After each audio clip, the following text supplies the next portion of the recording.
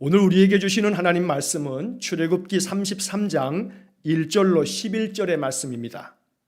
출애굽기 33장 1절로 11절의 말씀을 봉독하겠습니다. 여호와께서 모세에게 이르시되 너는 내가 애굽 땅에서 인도하여 낸 백성과 함께 여기를 떠나서 내가 아브라함과 이삭과 야곱에게 맹세하여 내 자손에게 주기로 한 그 땅으로 올라가라. 내가 사자를 너보다 앞서 보내어 가나안 사람과 아모리 사람과 헷 사람과 브리스 사람과 히위 사람과 여부스 사람을 쫓아내고 너희를 적과 꿀이 흐르는 땅에 이르게 하려니와 나는 너희와 함께 올라가지 아니하리니 너희는 목이 곧은 백성인즉 내가 길에서 너희를 진멸할까 염려함이니라 하시니 백성이 이 준엄한 말씀을 듣고 슬퍼하여 한 사람도 자기의 몸을 단장하지 아니하니 여호와께서 모세에게 이르시기를 이스라엘 자손에게 이르라. 너희는 목이 곧은 백성인즉 내가 한순간이라도 너희 가운데에 이르면 너희를 진멸하리니 너희는 장신구를 떼어내라. 그리하면 내가 너희에게 어떻게 할 것인지 정하겠노라 하셨습니다. 이스라엘 자손이 호렙산에서부터 그들의 장신구를 떼어내니라. 모세가 항상 장막을 취하여 진 밖에 쳐서 진과 멀리 떠나게 하고 회막이라 이름하니 여호와를 앙모하는 자는 다 진 바깥 회막으로 나아가며 모세가 회막으로 나아갈 때에는 백성이 다 일어나 자기 장막 문에 서서 모세가 회막에 들어가기까지 바라보며 모세가 회막에 들어갈 때에 구름 기둥이 내려 회막 문에 서며 여호와께서 모세와 말씀하시니 모든 백성이 회막 문에 구름 기둥이 서 있는 것을 보고 다 일어나 각기 장막 문에 서서 예배하며 사람이 자기의 친구와 이야기함 같이 여호와께서는 모세와 대면하여 말씀하시며 모세는 진으로 돌아오나 눈의 아들 젊은 수종자 여호수아는 회막을 떠나지 아니하니라. 아멘. 자, 주님의 은혜와 평강이 여러분들의 삶 속에 가득하시길 축원합니다. 가족과 함께 비대면 예배하시는 분들은 가족들과 함께 한번 손 한번 꼭 잡으시고 안아주시면 참 좋겠고, 또 대면 예배하시는 분들은 멀찍 떨어져 있지만 서로 한번 뒤돌아보시면서 한번 우리 눈인사로 한번 인사하겠습니다. 주의 이름으로 축복합니다. 사랑합니다. 하고 인사하겠습니다. 네. 출애굽기를 우리가 지난 한 달 동안 묵상하고 있습니다. 한 달 넘었죠. 구약성경 대학에서도 지금 출애굽기를 공부하고 있거든요. 아주 공교롭게도 매일 성경으로 본문이 출애굽기를 이렇게 쭉 아침마다 묵상하고 있는데, 구약성경 대학도 이제 출애굽기를 다음 주 이제 마지막 7주차 이제 끝나게 됩니다. 출애굽기를 쭉 읽고 아침마다 묵상하면서 제 마음속에 하나의 기도가 생겼습니다. 마음속에 이러한 기도가 계속해서 맴돌고 있습니다. 어떤 기도냐면, 하나님 저에게 믿어지는 은혜, 깨달아지는 은혜를 주옵소서 하는 기도를 제가 지금 출애굽기를 새벽마다 설교하면서, 그리고 수요반, 토요반 우리 구약성경대학에서 일주일에 2번씩 또 이야기하면서, 그러면서 마음속에 드는 하나의 기도입니다. 아마 제가 지금까지 목회하면서요, 출애굽기를 이렇게 많이 이야기하는 때가 없었던 것 같아요.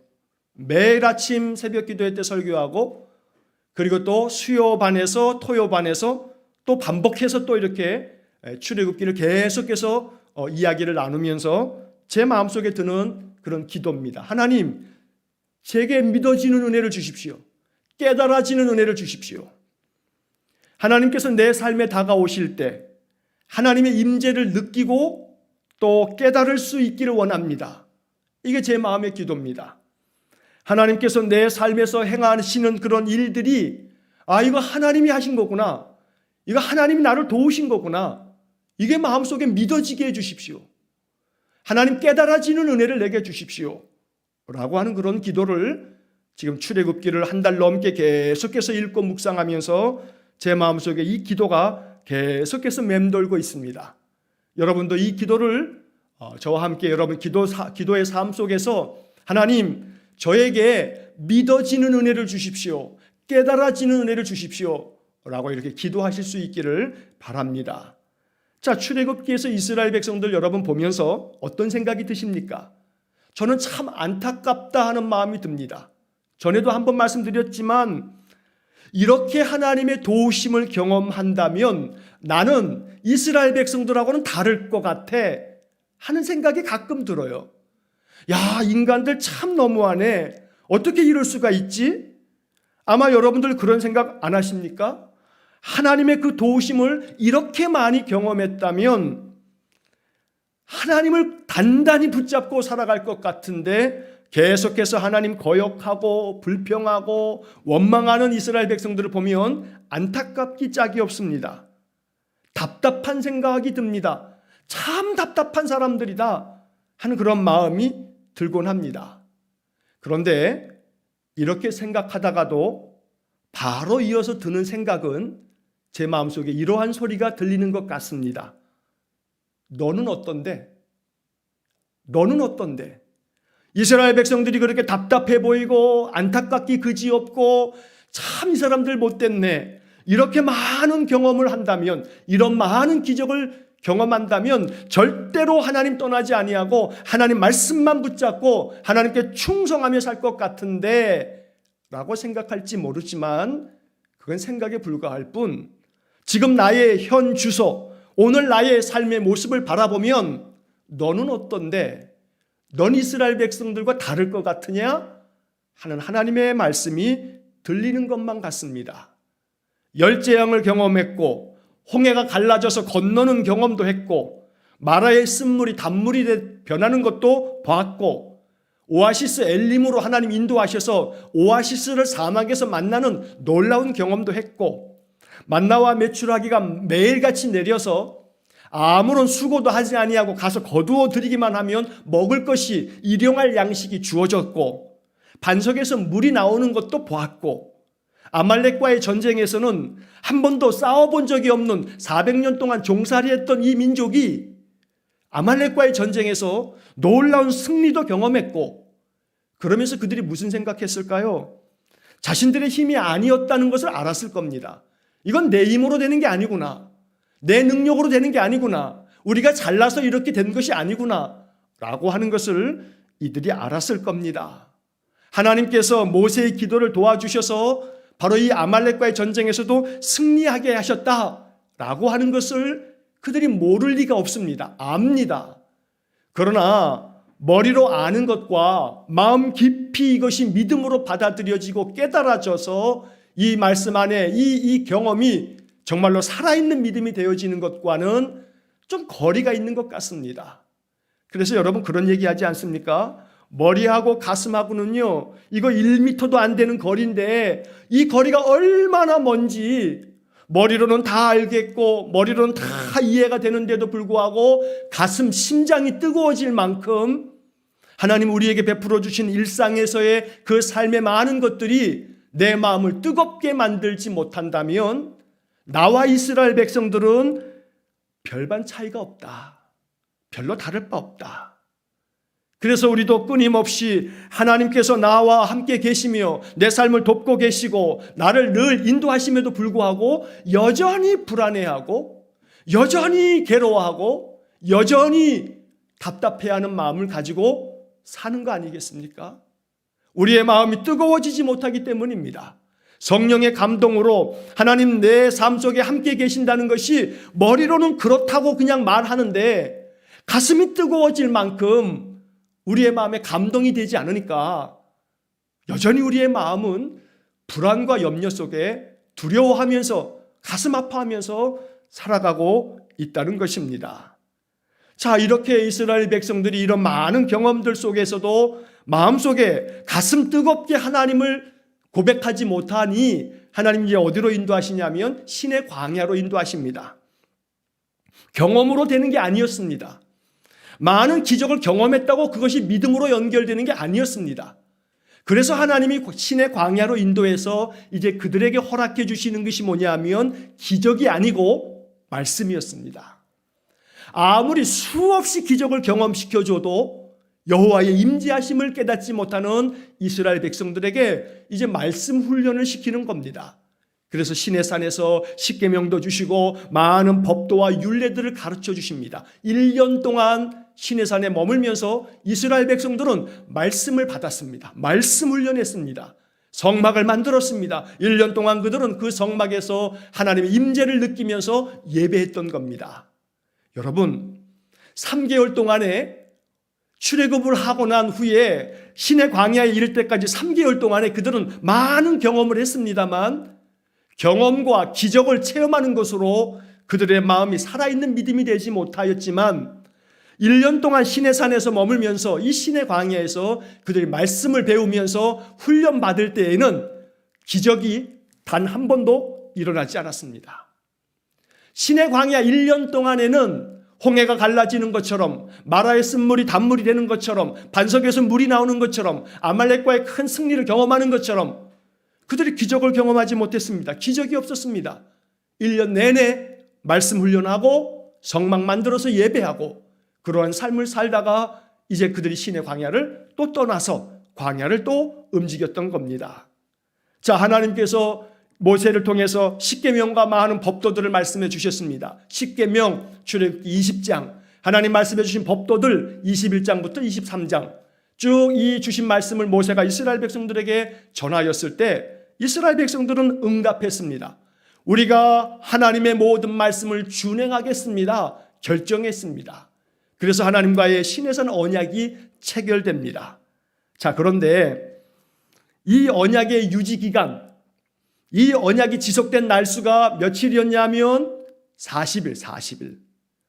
믿음의 유통기한이 40일이에요.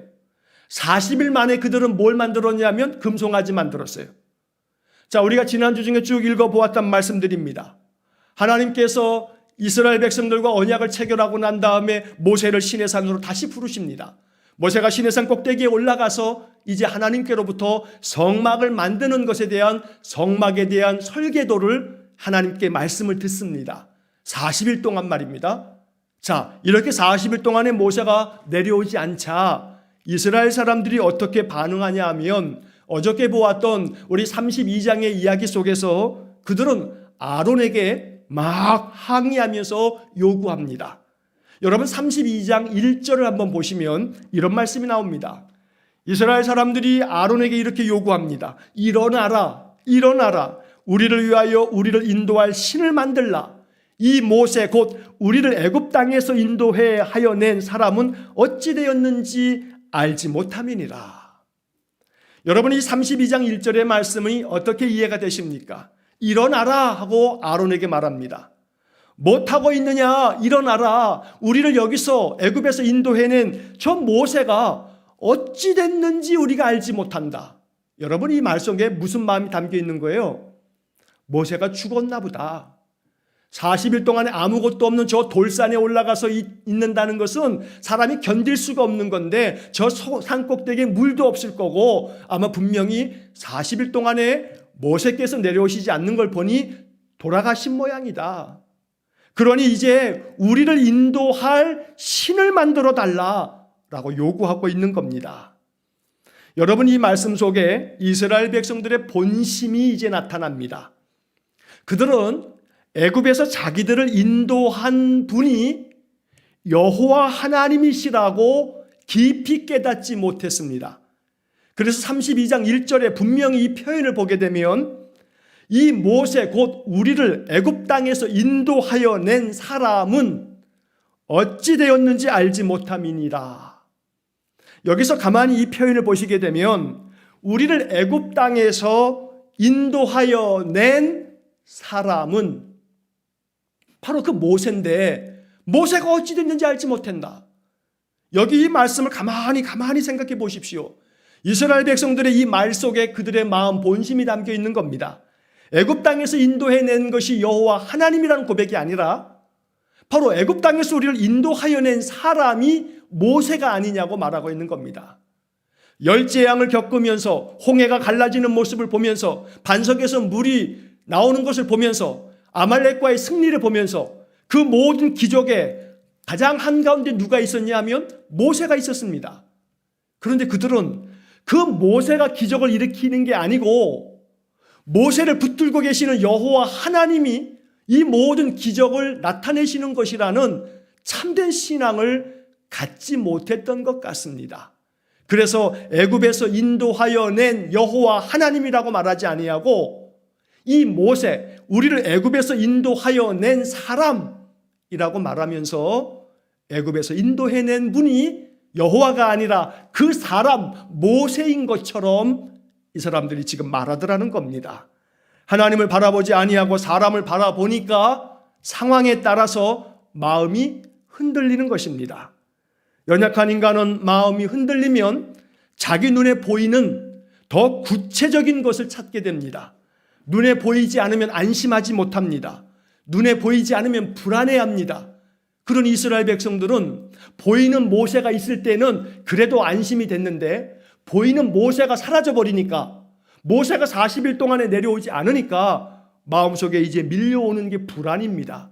우리를 애굽에서 인도해낸 이 사람이 사라졌으니 어찌하면 좋을까? 우리를 인도할 신을 만들어 달라라고 요구하고 있는 겁니다. 여러분, 이스라엘 백성들의 모습이 우리의 모습 아닙니까? 여호와 하나님이 눈에 보이면 마음이 안심이 되지만 눈에 보이지 않으면 당장의 마음이 불안해지는 거 아닙니까?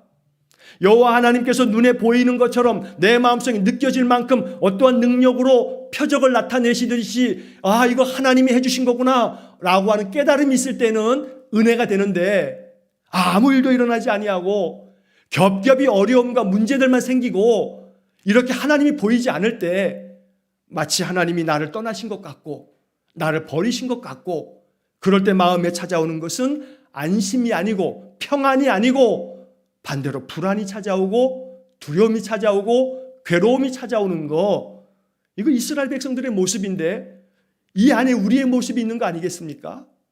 여러분, 그래서 오늘 저는 이 이야기를 보면서 아주 중요한 하나의 사실을 발견하게 되었습니다. 스위스의 심리학자 중에 삐아제라고 하는 사람이 있습니다. 이 삐아제라고 하는 이 심리학자는 어린 아이들, 아동 심리를 연구하는 데 아주 권위자입니다. 아동들, 어린 아기들의 그 아동들의 심리 연구에 있어서 아주 최고의 권위자라고 말할 수가 있습니다.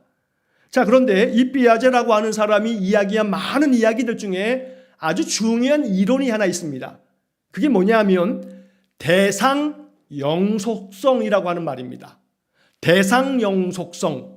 좀 말이 어려운 말인데 여러분 쉽게 말하면 이런 겁니다. 대상, 어떤 우리의 대상이 있어요. 내 앞에 있는 어떤 대상이 영속, 오래 계속 간다, 계속되어진다 라고 하는 이론입니다. 쉽게 이야기하자면 이 삐아제의 대상 영속성이라고 하는 이 발달 이론은 어떤 거냐면 사람이 태어나게 되면 태어나서 이 갓난 아기가 몇 개월 쭉 자라가면서 한 10개월에서 12개월, 다시 말하면 우리가 1년 돌이 즈음할 즈음에 돌쯤 되어지게 되면 아이들이 뭘 배우냐 하면 대상 영속성을 획득하게 된다, 습득하게 된다 라고 이렇게 삐아제가 이야기하는 겁니다. 자, 여러분 더 쉽게 얘기하자면 이제 돌쯤 되면요, 아기들이 엄마나 아빠가 이렇게 해서 까꿍 하면 애들이 배시시 웃습니다. 재밌어 합니다. 그러니까 엄마 아빠가 맨 그냥 까꿍 합니다. 까꿍. 이렇게 까꿍 할 때 이 아기가 웃는 것은 숨겨져 있던 엄마가 나타난다는 겁니다. 그래서 숨겨져 있을 때에도 이 아이가 두려워하지 않습니다. 저렇게 숨겨져서 엄마의 모습이 가리워져 있지만 보이지 않는다 할지라도 저 손바닥 저 뒤에 엄마가 있다라고 하는 사실을 알려주는 겁니다. 그래서 내가 보이지 않아도 나는 너와 함께 있어. 그래서 대상이 계속해서 지금 계속 너와 함께 있다는 것을 깨닫게 되어지는 것. 이 까꿍놀이가 아이들의 성장함에 있어서 그러면서 모든 것이 보이지 않아도 계속 존재하고 있다. 어떤 대상이 계속해서 존재한다 라고 하는 것의 이론이 대상 영속성이라고 하는 이론입니다. 자, 여러분, 비가 내리는 날에 태양이 보입니까? 낮에? 안 보이죠? 당연히 하늘에 먹구름이 잔뜩 끼어 있기 때문입니다. 그러나 그 시간이 12시예요. 비가 잔뜩 내려요. 하늘에는 먹구름이 새카맣게 몰려와 있어요. 그러나 상식이 있는 사람들은요, 초등학교 아이들만 하더라도요, 저 구름 저 뒤에 뭐가 있는 줄 아냐면 태양이 떠 있다는 걸 알아요. 이게 대상 영속성을 알고 있는 사람의 이게 지식이에요. 간단한 거죠. 그런데 이 대상 영속성이라고 하는 거, 숨겨져 있는 물체가 계속 존재한다는 사실을 인식하는 거, 이것이요, 하나님이 인간을 만드시면서 돌쯤 되면, 태어난 지 한 1년쯤 되면 자동적으로 습득하도록 하나님이 그렇게 인간에게 만들어 놓으신 거예요. 그렇다면 이것을 영적으로 한번 생각해 보세요. 영적으로.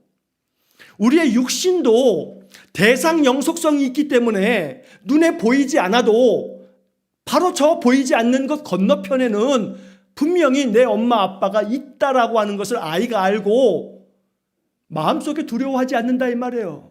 불안해하지 않아요. 10개월에서 12개월쯤에 이게 발달되는 건데요. 10개월 이전의 아기들은요, 엄마가 아빠가 안 보이면요, 울어요. 왜? 사라지고 없다고 생각하기 때문에. 그러나 대상 영속성이 이제 습득이 되어지면서부터는 울지 않아요.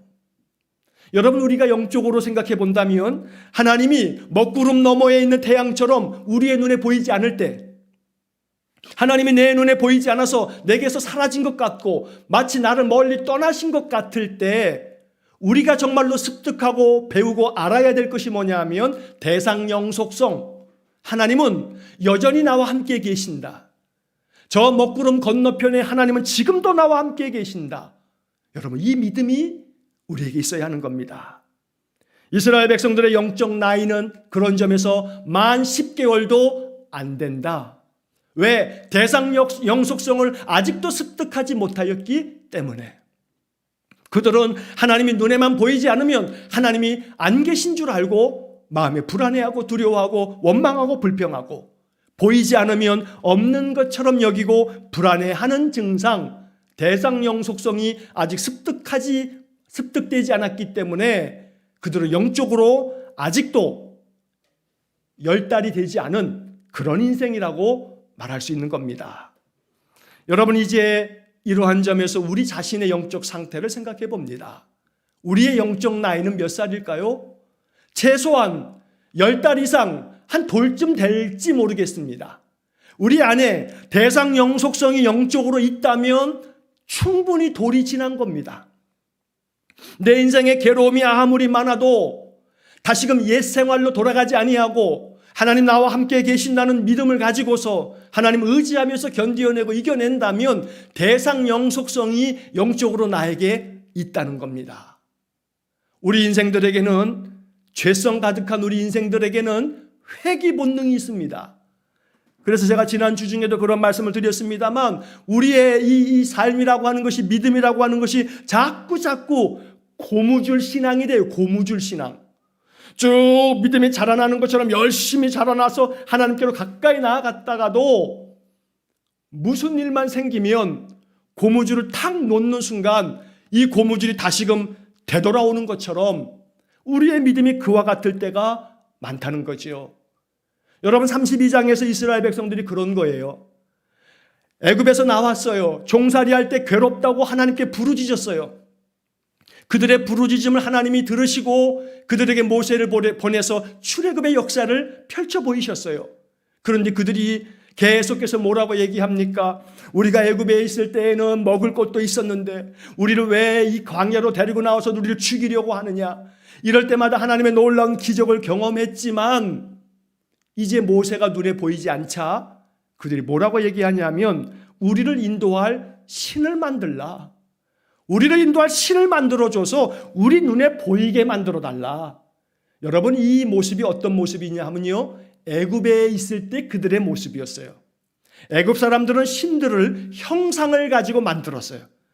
그래서 애굽의 많은 신들은 각각의 형상을 가지고 있는 그런 우상들이었는데, 이스라엘 사람들이 지금 우리를 인도할 신을 만들어내라. 우리 눈에 보이도록 자꾸 눈에 보이는 신을 만들어 달라는 이스라엘 백성들의 이 요구는 어쩌면 우리들이 신앙생활을 하면서 자꾸 하나님께서 우리에게 뭔가 증거를 나타내 보이시면서 하나님이 우리 눈에 보이기를 원하는 우리의 마음일지도 몰라요. 그래서 이 말씀을 읽으면서 우리 마음속에는 정말로 이 출애굽의 이스라엘 백성들을 보면서 나의 믿음의 현 주소를 생각해보고 내 믿음이 어떻게 나아가야 할지를 생각해 봐야 합니다. 자, 오늘 그러면서 이제 33장으로 넘어오면서 우리가 32장에서 여러 가지를 보았습니다. 하나님께서 진노하셨어요. 그래서 이 백성들을 내가 다 멸해버리겠다고 했어요. 모세가 하나님 앞에 중보기도 하지요. 그러지 말아달라고, 노를 그치시고 이들을 멸하지 말아달라고 중보기도 합니다. 하나님께서 모세의 기도처럼 뜻을 돌이키십니다. 그러나 뜻을 돌이켰지만 이렇게 신을 만들어 달라고 그렇게 주장하며 우상을 만들었던 이 송아지를 만드는 일에 주도했던 자들을 하나님께서 징벌하셨어요. 그래서 레위 지파를 통해서 그날 3천여 명의 사람들이 죽임을 당했어요. 여러분, 자칫하면 이거 하나님 참 잔인하시다 이런 생각이 들 수 있어요. 3천 명이나 하루에 죽이시다니 너무하신데 하는 마음이 들 수 있어요. 그러나 여러분, 이 말씀을 읽으면서 오해하지 마셔야 돼요. 제가 지난 새벽에도 쭉 이 말씀을 읽으면서 이야기했지만 하나님은 공의의 하나님이기도 해요. 우리가 사랑의 하나님만을 자꾸 생각하고 바라보다가 자칫 방자해질 수가 있어요. 공의의 하나님을 알지 못하고 사랑의 하나님만 외치다가 공의의 하나님을 놓치는 순간 하나님 앞에 정말로 방자한 인간이 될 수가 있어요. 그래서 하나님께서는 구약 성경에서 끊임없이 공의의 하나님을 나타내시는데 이 3천여 명, 이 송아지 사건의 주모자들, 이들을 하나님께서 징벌하시면서 이제 이스라엘 백성들에게 너희들 이곳을 떠나서 이제 올라가라. 너희 조상에게 이야기했던 저 가나안 땅으로 너희들 인도할 테니까 내가 나의 사자를 너희들보다 앞서서 보낼 테니까 너희들 올라가라. 그런데 나는 올라가지 않겠다. 나는 올라가지 않겠다 하고 주님 말씀하십니다. 이것이 오늘 33장 오늘 본문의 이야기입니다. 여러분, 본문의 말씀을 보시게 되면 33장 3절 말씀 하반절에 보게 되면 사자를 너보다 앞서 보내서 너희들을 저 가나안 땅으로 들어가게 하겠다 말씀하시면서 3절 그 중간에 보게 되면 나는 너희와 함께 올라가지 아니하리니 너희들과 함께 올라가지는 않겠다. 그러나 너희들을 인도할 천사를 너희들 앞서 보내긴 하겠다. 그리고 약속한 대로 가나안 땅에 들어가게는 만들어주겠다. 그러나 너희와 함께 가지는 않겠다. 왜냐하면 너희들은 목이 곧은 백성이기 때문에 너희들은 또다시 나를 거역하고 내 앞에서 또다시 악을 행할 것이기 때문에 만약에 그렇게 되면 내가 길에서 너희들을 완전히 진멸할지 모르기 때문에 너희들만 그냥 보내겠다 하고 말씀하신단 말이에요. 목이 곧은 백성이라고 하는 이 개역개정의 번역을 쉬운 성경에서는 너무나 고집이 센 백성이라서 이렇게 번역하고 있습니다. 너무나 고집이 센 백성이라서 하나님이 이스라엘 백성들에게 하는 말씀이지만 오늘 이 세상의 인간들에게 하시는 말씀이죠. 너무나 고집이 센 인간들이어서 내가 너희들과 함께 올라가지는 않겠다 하는 말씀처럼 우리가 들어야 되는 겁니다. 자, 백성들은 이 준엄한 말씀을 듣고 슬퍼하였다고 말씀하고 있습니다. 그런데 이 4절 말씀을 쉬운 성경과 새번역 성경에서는 조금 다른 번역을 또 거기에 포함시키고 있습니다. 쉬운 성경을 보면 백성은 이 나쁜 소식을 듣고 큰 소리로 울었습니다. 울었습니다. 개역개정 성경에서는 이 준엄한 말씀을 듣고 슬퍼하여라고 되어 있지만 쉬운 성경에서는 이 소식을 듣고 큰 소리로 울었습니다. 이렇게 번역을 해놨고 새번역 성경에 보면 백성은 이렇듯 참담한 말씀을 전해 듣고 통곡하였다라고 말씀하고 있습니다.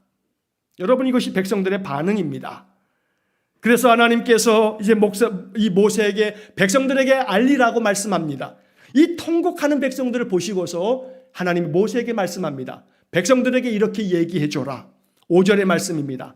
너희는 목이 곧은 백성인즉 내가 한순간이라도 너희 가운데 이르면 너희를 진멸하리니 너희는 장신구를 떼어내라. 그리하면 내가 너희에게 어떻게 할 것인지 정하겠노라. 여러분, 하나님은요 인격적인 하나님이세요. 하나님이 인격적이라고 하는 이야기는요, 백성들이 이 준엄한 말씀을 듣고 통곡하니까 눈물 흘리면서 애통해하는 백성들을 보면서 하나님의 마음이, 인격이 있는 하나님이 반응하시는 거예요. 야, 모세 백성들에게 가서 얘기해라. 너희들은 고집이 센 백성들이기 때문에 너희들이 한순간이라도 나는 너희들의 가운데 있으면 너희들을 아마 진멸할 거야. 그러니까 너희들 장신구를 다 떼어내라. 그러면 내가 너희들에게 어떻게 해야 할지를 다시 한번 정하겠다 하고 말씀하시는 거예요. 여운을 두고 있어요. 내가 너희들에게 어떻게 할지를 내가 정하겠다. 마치 내가 너희들과 올라가지 않겠다고 말씀하셨는데 올라가지 않겠다라고 하는 이 말씀을 확정 지으신 것이 아니라 너희들의 통곡하는 모습을 보니 너희들이 너희들 안에 있는 모든 장신구를 다 떼어내버리면 내가 어떻게 할지를 정하겠다 하고 말씀하신다 이 말이에요. 이 하나님의 이 인격적인 이 모습을 우리가 느낄 줄 알아야 됩니다. 장신구를 다 떼어내라. 그래서 이스라엘 백성들이 이때서부터 그들 몸에 있는 모든 장신구를 다 떼어냈습니다. 여러분, 여기에 영적 의미가 있죠. 장신구를 떼어놔라. 그러면 내가 어떻게 할지를 정하겠다. 여기 나와 있는 이 5절의 말씀에 담겨지는 영적인 의미는 장신구가 뭡니까? 몸을 치장하는 데 쓰는 물건이 장신구입니다. 그런데 이 모든 장신구를 다 떼어내라. 그리하면 내가 어떻게 할지를 정하겠다. 여러분, 이 말씀에 담겨진 영적인 의미는 자기의 영혼, 자기의 속은 살피지 않으면서 그냥 겉만 요란하게 만드는 삶, 자기의 영혼에는 관심이 없고 자기의 육신의 삶만 살피는 그러한 인생의 삶, 이거 멈춰라. 육신에 그저 여러 가지 장신구를 붙이면서 자기의 겉모양을 요란스럽게 치장하고 있는 모든 장신구들 다 떼어내라 라고 말씀하시는 것은 너의 겉사람만 살피지 말고 겉사람 살피는 이런 모든 것들을 멈추고 속사람을 살펴라. 너희들의 영혼을 좀 봐라. 그러니 너희들의 겉을 만들어내는 이 모든 장신구는 다 떼어내라 라고 말씀하는 겁니다. 이 말씀 앞에 순종해야겠습니다. 내게 있는 장신구가 무엇인지를 생각해 봐야 합니다. 인생의 겉사람을 위해서 자꾸 신경 쓰고 염려하고 걱정하는 이러한 삶을 계속해서 반복하여 살 것이 아니라 내 육신의 삶의 문제는 하나님께 맡기고 나의 영혼이 어떠한지 내 영혼 속사람을 살필 줄 아는 영적 지혜, 그러면 자연스럽게 요한 3서의 말씀처럼 영혼이 잘됨 같이 범사가 잘되고 강건하게 되어지는 은혜가 임할 줄로 믿습니다. 장신구를 떼어내라. 그리하면 내가 다시 한번 생각해 보겠다. 이 하나님의 말씀 속에 복음이 담겨져 있는 겁니다. 하나님이 단칼에 나 올라가지 않을 거야. 너희들끼리만 가. 내가 천사는 너희들보다 앞서 보내겠어. 그러나 약속도 지킬 거야. 그러나 너희들과 함께 올라가지는 않을 거야. 이렇게 말씀하셨지만 하나님은 백성들의 통곡을 보면서 너희들이 장신구를 다 떼어내버리고 너희들의 겉사람만을 바라보지 아니하고 겉사람만 살피지 아니하고 속사람 영혼을 바라보면서 그렇게 다시금 하나님의 말씀 안으로 돌아오면 내가 다시 생각하겠다 말씀하고 계시는 겁니다. 자, 이러한 말씀이 우리에게 주는 영적 교훈, 오늘 우리에게 주신 이 하나님의 음성을 마음으로 들을 수 있기를 축복합니다. 그래서 오늘 설교의 제목을 여호와를 앙망하는 자라고 이렇게 정했습니다. 7절의 말씀에 나오는 성경의 말씀입니다. 여러분, 7절 말씀을 보시면 이러한 일이 있고 난 다음에 이제 모세의 이야기를 이렇게 17절에서 11절까지 적어놓고 있습니다. 7절의 말씀을 보시면 모세가 항상 여러분 이 말씀을 주의하시기 바랍니다. 모세가 항상 장막을 취하여 진 밖에 쳐서 진과 멀리 떠나게 하고 회막이라 이름하니 여호와를 앙망하는 자는 다 진 바깥 회막으로 나아가며. 여러분, 이 7절의 말씀에 오늘 설교의 가장 핵심 포인트가 있는 겁니다.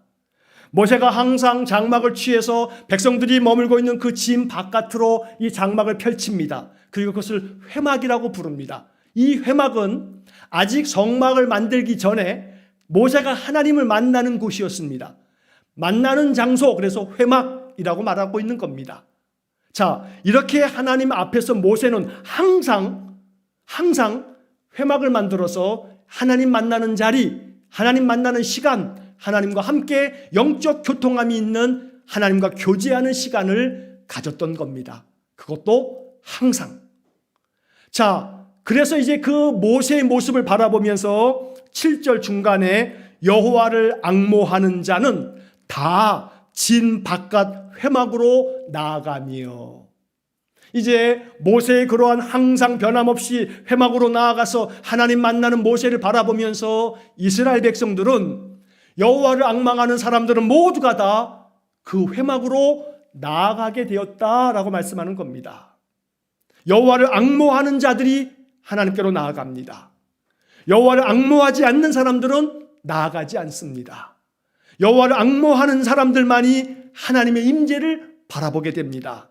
8절의 말씀, 모세가 회막으로 나아갈 때에는 백성이 다 일어나 자기 장막문에 서서 모세가 회막에 들어가기까지 바라보며, 9절, 모세가 회막에 들어갈 때에 구름 기둥이 내려 회막문에 서며 여호와께서 모세와 말씀하시니, 10절, 모든 백성이 회막문에 구름 기둥이 서 있는 것을 보고 다 일어나 각기 장막문에 서서 예배하며. 여러분, 이 7절, 8절, 9절, 10절까지에 나오는 이 말씀 속에 이스라엘 백성들의 변화되어져 가는 모습을 보셔야 합니다. 그들이 이제 송아지를 만들어서 하나님 거역했던 그들이 이제 어떤 사람이 되어지냐 하면 하나님의 임재를 보면서, 바라보면서 하나님께 예배하는 예배자가 되어져 가고 있는 겁니다.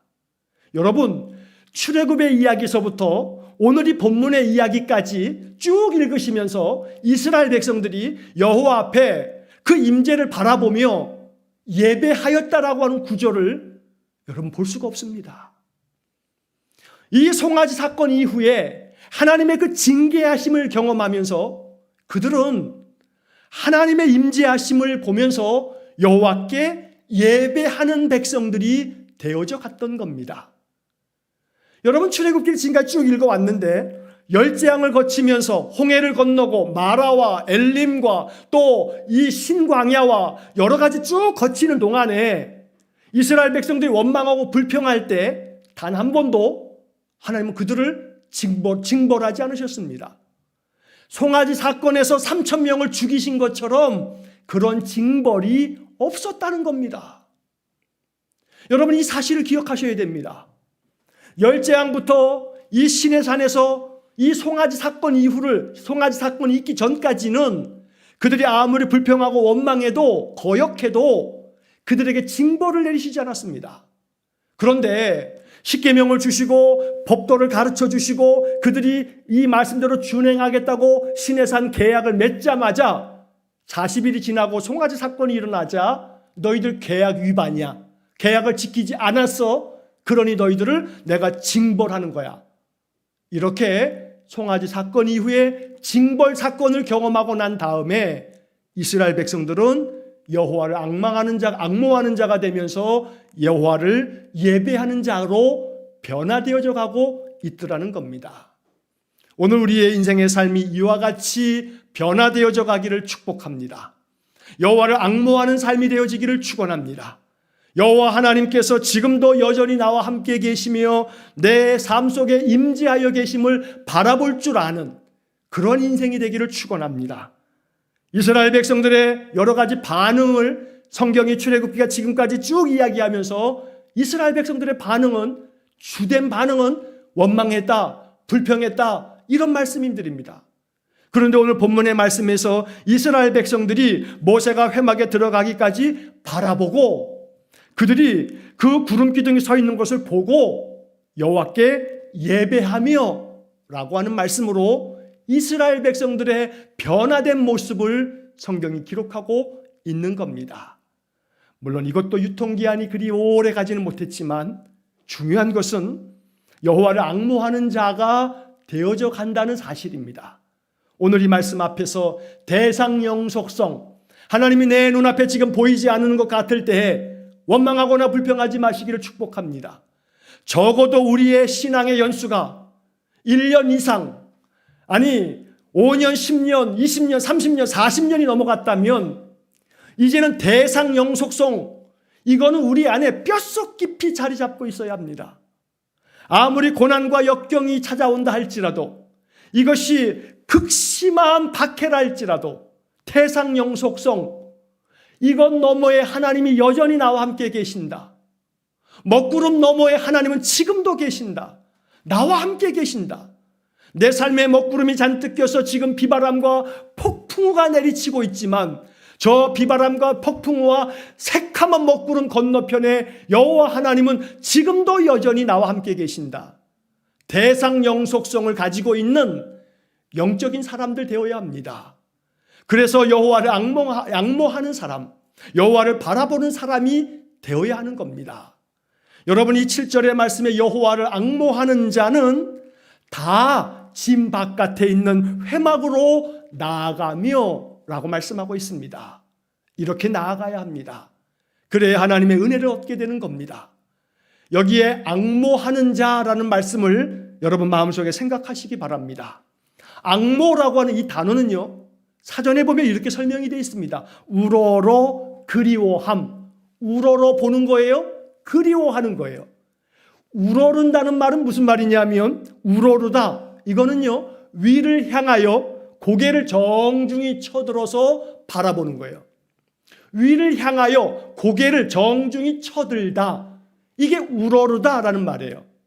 그리워하다라고 하는 말은요, 사랑하여 몹시 보고 싶어하다, 이런 말이에요. 우러르다 그리워하다가 합해지면 앙모가 되는 거예요. 여호와를 앙모하는 사람, 위를 향하여 정중히 고개를 쳐서 들고 그리워하는 마음으로, 하나님을 사랑하는 마음으로 몹시 보고 싶어하는 그 마음, 이게 앙모예요. 우리가 바라보아야 할 바로 그곳은 저 하늘입니다. 앙모라고 하는 이 말 속에 담겨져 있는 것은 방향이에요. 방향. 우리가 어디를 바라봐야 하는가? 위를 바라봐야 돼. 여기에 앙모라고 하는 말의 가장 중요한 중심은 방향성이 어디를 향하느냐, 이 문제를 얘기하는 거예요. 위를 바라봐야 돼요. 옆을 바라보게 되면 자꾸 겹겹이 쌓여있는 문제만 보입니다. 옆을 바라보면 나에게 상처를 주는 사람만 보입니다. 그러므로 옆을 바라보지 마시고 위를 바라보는 앙모하는 자, 이 사람에게 하나님의 은혜가 임하고 하나님의 임재하심이 그 속에 있다는 겁니다. 여호와를 늘 앙모하였던 모세는 오늘 본문 마지막 11절에서 사람이 자기 친구와 이야기함같이 여호와께서 모세와 대면하여 말씀하셨다고 이야기합니다. 이것이 바로 여호와를 앙모하는 자에게 주시는 하나님의 은혜요 축복입니다. 사람이 자기 친구와 이야기하는 것처럼 여호와께서 모세와 대면하여 이야기하셨는데, 여호와를 앙모하는 사람들에게 이러한 은혜를 주시겠다고 말씀하는 겁니다. 오늘 우리의 인생의 삶, 여호와를 앙모하는 삶이 되셔서 언제나 어떤 상황 속에서도 대상 영속성, 하나님은 어떤 상황 속에서도 내가 보이지 않아도 보이지 않는 저 너머에 하나님 계신다는 굳건한 믿음을 가지셔서 여호와만을 바라보는, 위를 향하여 여호와만을 앙모하는 믿음의 삶이 되셔서 하나님과 더 깊은 영적 교통함이 있는, 하나님과 깊이 대면하며 이야기하듯이 날마다 말씀을 묵상하시고 말씀 속에서 하나님 음성 듣고 하나님의 마음을 품는 거룩한 삶, 축복된 삶을 살아가실 수 있기를 주의 이름으로 간절히 축원합니다. 기도하겠습니다. 자비로우신 아버지 하나님, 여호와를 앙모하는 자가 되기를 원합니다. 하나님이 내 눈에 보이지 않는 듯하여도 내 인생의 삶의 고난과 시련과 역경이 너무 겹겹이 쌓여 있어서 하나님이 나와 함께 계시지 않는 것처럼 보일 때에도 영적인 대상 영속성을 가지고, 비록 하나님이 지금 내 눈에 보이지 않아도 하나님은 저 고난과 역경과 시련과 저 검은 먹구름 건너편에 나와 함께 계신다는 굳건한 믿음을 우리에게 허락하여 주옵소서. 그리하여 오직 옆을 바라보지 아니하고 위를 바라보면서 여호와를 앙모하는 거룩한 성도들이 되어 모세처럼 사람이 친구와 대면하여 이야기하듯 여호와 하나님과 그렇게 늘 말씀 가지고 교통함을 누리며 살아가는 우리 성도들 되게 해 주옵소서. 예수님 이름으로 기도하옵나이다. 아멘.